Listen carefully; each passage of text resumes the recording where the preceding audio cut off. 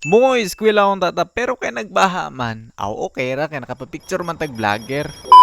Maayong adlaw na pud mga bay. Og karong adlaw kay lagi na naman pud tay klase. Okay ganahan man ta mo eskwela. Pwede na!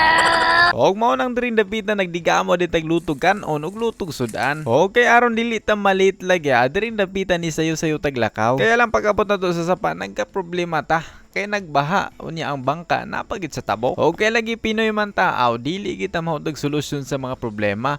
Og mao nang atong solusyon diri aw sa ubos na moagi kay makaaya ra man tug ubog didto. Okay nakatabok naman ta automatic di na ta magdugay mo larga na tagpadug kapalong. Og timing pud kayo mga bay kay pag-abot na to sa kapalong nakitaan man nato si ka inspiration vlog automatic pa picture dayon ta diha. Anyway mao di sila ang mga sikat nga content creator diha sa lungsod sa Talaingon. Okay lagi sa ginakaingon pa nila nga kung naay kalipay na agid na kagool. Okay sa bagoy di maguol nga kapag abot nimo sa room nagsugod naman day klase. Okay lagi kung naay kagool aw naagid po na kalipay. Okay sa bagoy di malingaw nga nagpa-role play man si ma'am o gibidahan na po ni Tanli.